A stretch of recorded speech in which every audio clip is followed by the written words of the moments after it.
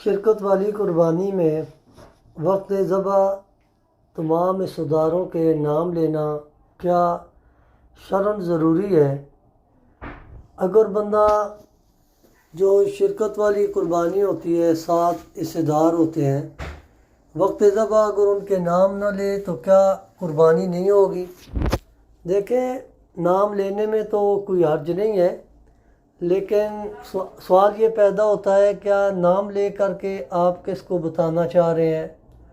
وہاں پر کیا کسائی ہے، اس کو تو کوئی سروکار ہی نہیں ہے، اور اللہ پاک جو ہے وہ دلوں کے راز جاننے والا ہے،